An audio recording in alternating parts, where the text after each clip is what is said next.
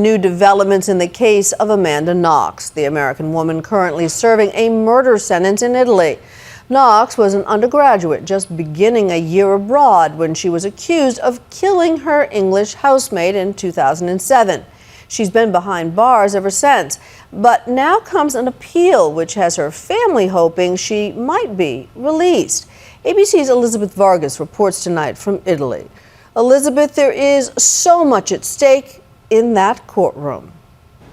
Cynthia, so much is riding on this appeal, the rest of Amanda Knox's life, and also the reputation and livelihood of the very controversial prosecutor at the heart of this case. He continued today to accuse Amanda Knox of murder. She was convicted of stabbing her British roommate to death 4 years ago, but with much of the evidence in doubt now, there's mounting pressure to set Amanda Knox free. Looking more tense and serious than ever, this morning the 24-year-old Seattle student made her way into this court for the last round of this appeal trial. Her family has gathered in the hopes that Amanda will finally be freed. The imposing lead prosecutor, Giuliano Menini, upped the ante today, showing the shocked courtroom a gruesome slideshow, including photos of Meredith Kercher's slashed body and, for the first time ever, close-ups of her wounds. He appealed to the jury to uphold justice for Meredith Kercher.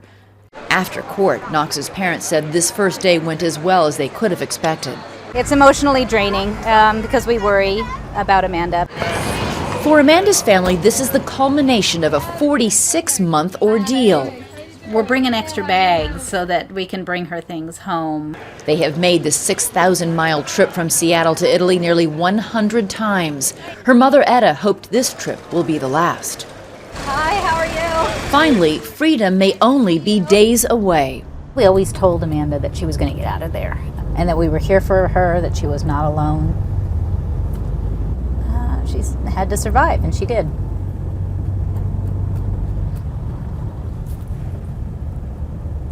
Amanda Knox came to Perugia to study Italian exactly 4 years ago. But just weeks after her arrival, Meredith Kercher was brutally killed. Amanda Knox and her boyfriend of 1 week, Raffaele Sollecito, were soon arrested. Perugia. When police arrived here that Friday, they were ultimately convicted of murder after a dramatic year-long trial in 2009. Riguarda Amanda Knox. Knox was sentenced to 26 years in prison, Sollecito to 25 years. The verdict devastated her family. Guys, move.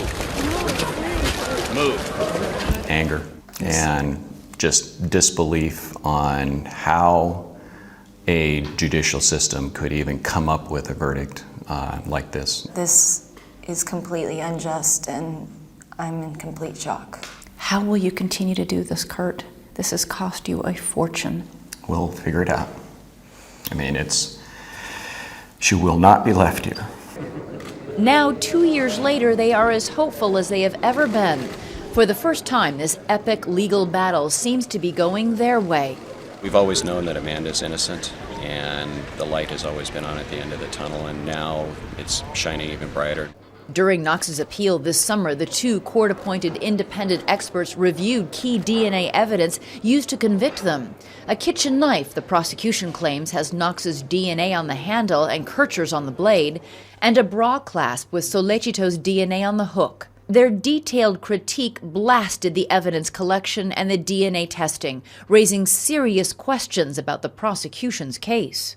Those two experts have conclusively determined that the evidence was likely compromised, likely contaminated, and that the testing that is actually employed on the alleged DNA fell below internationally accepted standards. Then another blow for the prosecution. Their key eyewitness, a homeless man, was shown to be confused about what date and time he claimed to have seen Amanda Knox. One of the main witnesses against Amanda Knox, a heroin addict who turned out to be totally incorrect in everything he said. He admits that he was high at the time and doesn't remember much. Also absent is an explanation for the lack of any DNA from Amanda Knox in the bedroom where the gruesome crime occurred. There was plenty of evidence, but it all pointed to this man, Rudy Godet, the third person convicted in the murder. His DNA is all over the room where that young woman was killed. Bloody handprints on the wall, bloody footprints. His DNA is everywhere inside and outside of Meredith's body.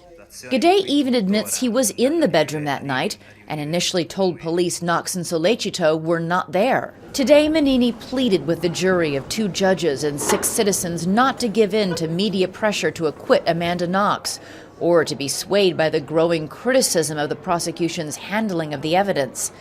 For now, Knox's family has gathered in Perugia to wait. This week, her father visited her in prison for what he hopes is the final time.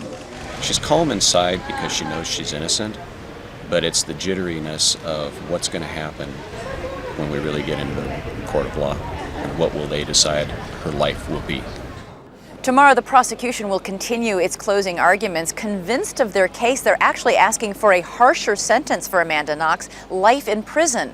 Next week, the defense gets its shot at it, and then Amanda Knox herself will have the final say. A judge and jury could decide within days.